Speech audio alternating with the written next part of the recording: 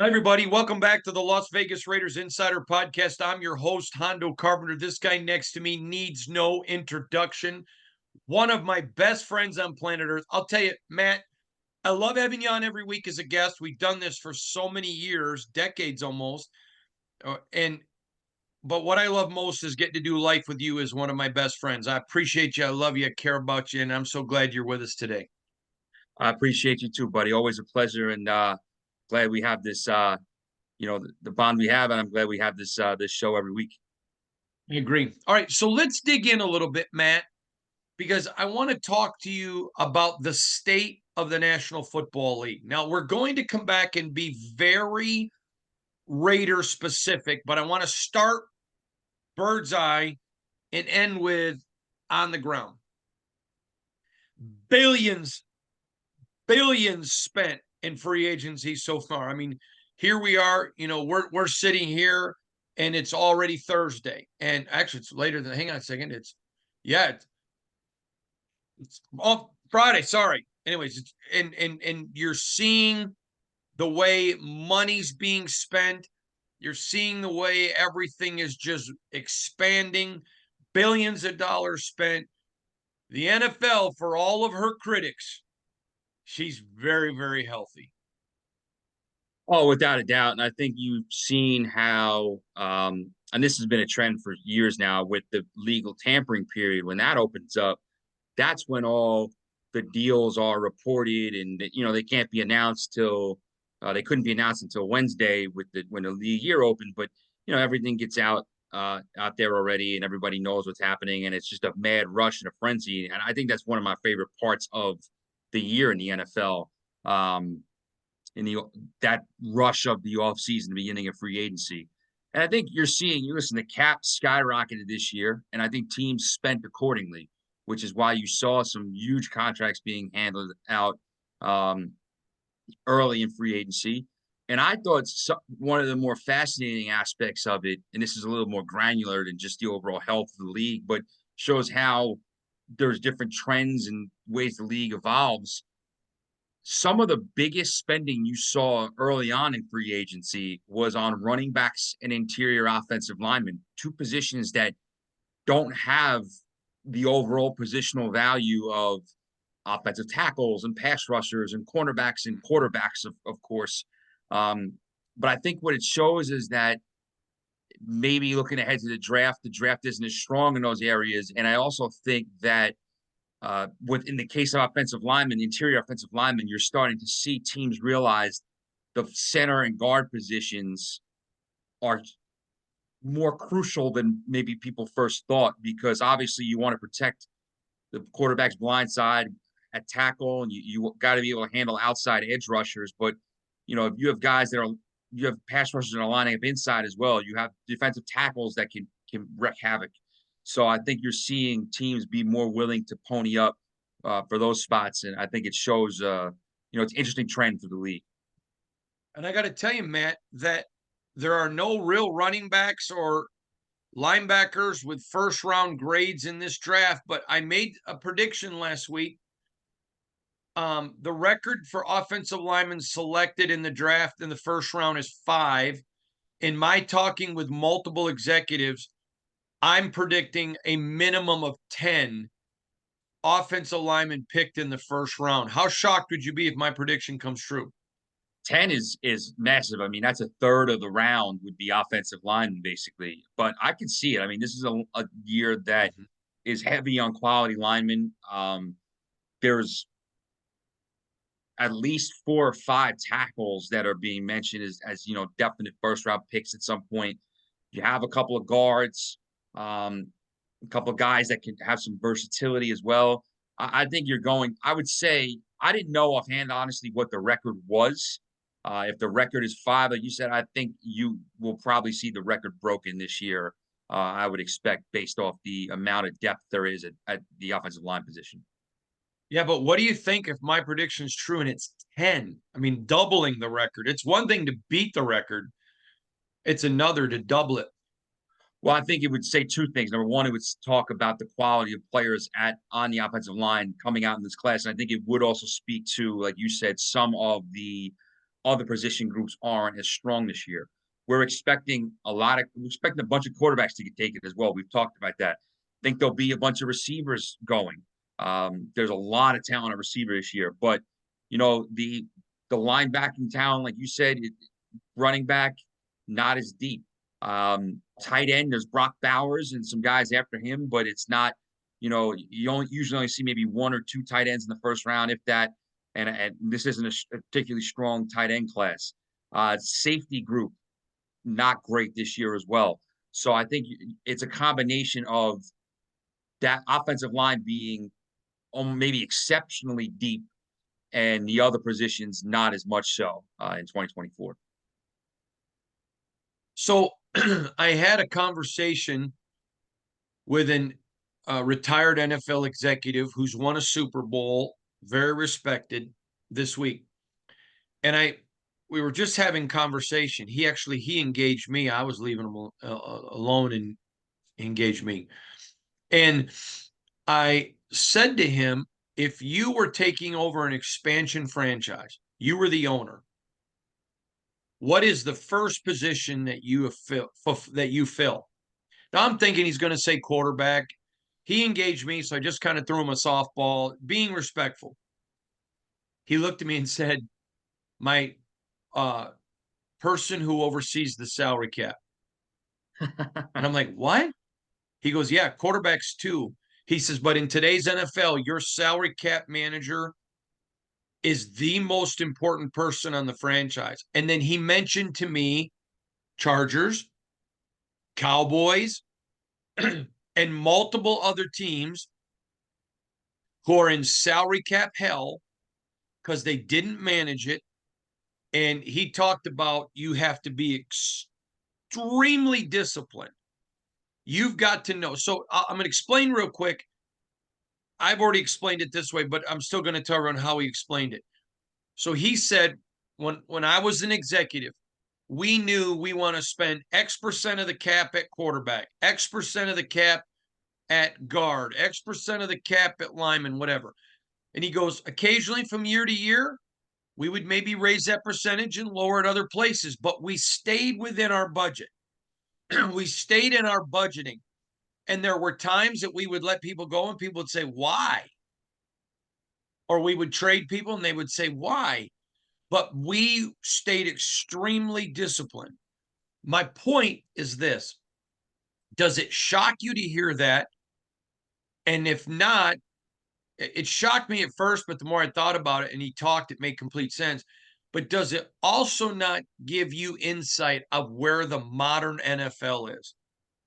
No, I agree. I mean, my first thought would have been quarterback because you're thinking what position on the field do I have to fill first? And of course, Right. it'd be quarterback. But when you're building out your front office, um, you have your general manager. And a lot of some teams have general managers that are especially good with the cap, and other teams have, guys that might be more scouting and player personnel oriented, and they have specific cap departments or cap people that they work with. And it is crucial because the thing with the salary cap, and quite honestly, even all my years watching the NFL and following the NFL, writing about the NFL, I still don't get all the intricacies of it. I try to learn here and there when I can, but there's so many moving parts. But it's not just the math. It's like a puzzle. You have to figure out, you have to plug in, okay, if we have this much allocated to this position here, how much can we allocate over here? Or what is our cap situation going to look like 2, 3 years down the road?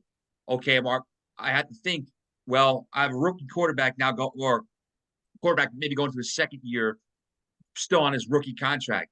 But, he's probably going to be looking for an extension in 2 years. So now I have to think about how is that going to fit in? Are we ready to win now? And am I ready to, take on some bigger salary for the next year or so to, put a competitor on the field, or would I rather kind of reset the cap or go easy and build for the future? There's so many different things you have to consider when you look at the salary cap. And listen, there's ways of cutting cap space and manipulating contracts and doing different things to create cap space. It can always be done. The Saints do it every year. Every year the Saints are 70, 80 million or something crazy over the salary cap before the league year, and they always find a way to become cap compliant through some cuts and a lot of restructures and void years and things like that. Um, but the cap is real. I mean, one of the things people say is, "Oh, the salary cap's fake." No, you can always find a way to find more credit or find more money and do different things like that. But the salary cap is real, and you have to budget correctly and budget wisely. 100% agree with you. And when he said that, and then I thought about it more, I thought, wow, that is a deep insight. All right, I want to talk about another part of it because I think this is important in the NFL. They have done an exceptional job of making the game relevant 12 months of the year. When you look at the Raiders and look at what Dave Ziegler did getting this salary cap in order, he's lumped in with Josh McDaniels, so he loses a job. They bring in Tom Telesco. When you look at the contracts Telesco gave, he re-signs his own guy and Andre Sims, lets some other guys go because teams are willing to pay more than he was. His discipline to me has been very impressive. I'd like to get your impressions of Tom Telesco. Well, I think the first things first is they had a guy that they wanted to make a big splash with, and that's Christian Wilkins. And they went out and gave him big money for that. So they again they got the cap in order, and then they were like, okay, this is the guy that we really want to spend a lot of our resources on. I think he can be a force with Max Crosby, and you're really starting to build that line up on that side of the ball. I thought that the Gardner Minshew approach was sound. I think that that deal kind of makes you say, okay, they're not going to make that, you know, big swing trade up for a quarterback. But if they take a developmental guy, okay, now you have your developmental rookie, you have your second year guy, Aiden O'Connell, and you have a solid vet swing guy in Gardner Minshew. So I thought that was a sound approach.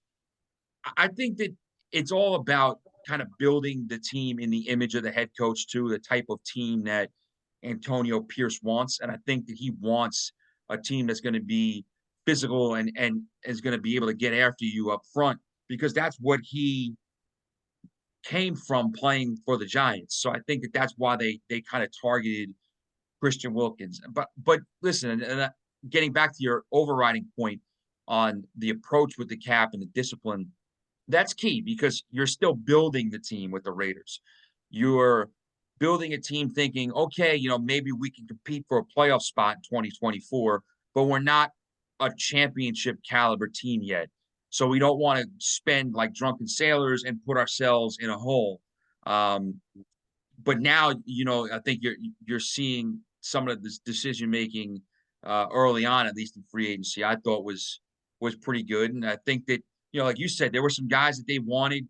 They wanted Josh Jacobs back. I'm sure they would have had Jermaine or Luminor back, but they wanted them back at certain price points for Jacobs and Luminor, like you said, Carmen Brasillo. He had that connection with the Giants, so it's all about being able to handle those losses and put your focus where you think is most important. You see Jermaine Illuminor go with Carmen. Mhm. Then you see Josh Jacobs go with Rich Bisaccia. Gotcha, yeah. I understand that fans look, wow, 32 teams, the league is big. But for those of us that are in the league, people don't realize how small it really is and the value of relationships, that do they? Without a doubt. I mean, I think you look at teams, you look at take take the Packers again. They signed Josh Jacobs. They Aaron Jones, they release him. He goes and he signs with the Vikings, who a team that knows him very well from playing against him twice a year for the last few years, and a team that he knows well. Excuse me, and he knows he'll get a chance to play against the Packers now. Same thing with Saquon Barkley going from the Giants to the Eagles, and then the Giants replacing him on the roster at least with Devin Singletary, a guy who played for the GM and the head coach in Buffalo. Those types of relationships always come up. They always seem to play a major role in where guys go because you're thinking about, all right, where's the next step in my career? I'm going to try to go somewhere where not only am I wanted, but I'm appreciated and I have a connection with people on that staff and a connection with that front office or with that front office. So, you're not just going in flying blind at that point in your career. Well, I got to tell you, Matt, I 100% agree. All right. So we're talking about salary cap hell. The Bills. Yeah, Thoughts on the they had to make some tough choices. Well, I'm sorry, I didn't mean to cut you off. What were you gonna say? No, I mean the Bills, it's just unbelievable. Yeah, I mean, listen, they obviously they wanted to get a deal done with Deion Dawkins. He was a priority, keeping him as their prize tackle. And he's so they bring him back for pretty big money. But they had to let a lot of veterans go. You're talking about they had to let Gabe Davis walk. He wasn't really a guy they were looking to bring back. Um, Man, I'm trying to think of all the guys they cut. They cut Mitch Morse. They cut uh, cornerback Tre'Davious White. They cut, and I think they cut 5 guys in one day when it came down to it. I can't remember all the names offhand, but I remember the number writing. They cut 5 different vets, and it was all amount of in the name of cap space. They also reorganized, restructured a few contracts to be cap compliant. So that's one of the challenges because the Bills, as long as the Bills have Josh Allen and he's playing at a high level, they're a playoff team and they're potentially a Super Bowl contender. Um, the problem is you have to build Super Bowl caliber roster around Josh Allen when he's making big money, which is a challenge. I shouldn't say it's very easy, but it's much easier to spend big and take big swings when you have a QB on a rookie deal for cheap and you can go spend money big at other free agent veteran positions.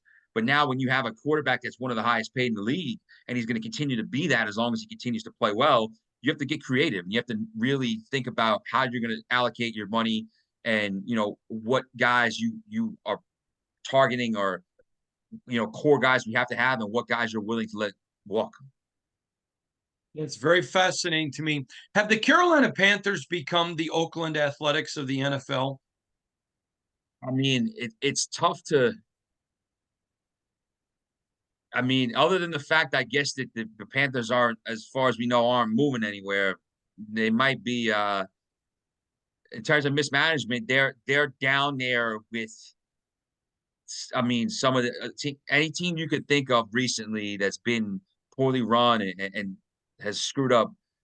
They're in that group. I mean, you look at just what they've done in recent years. They traded the entire haul was on Twitter. I think either Warren Sharp or maybe Scott Barrett, one of those guys had it, or maybe both. But I know that the thing that stuck out to me is in the last 2 years or so, they've traded 3 guys that were first round picks for them. Stars, Christian McCaffrey, Brian Burns, DJ Moore. They got back less first round picks in those 3 trades than the guys that they dealt.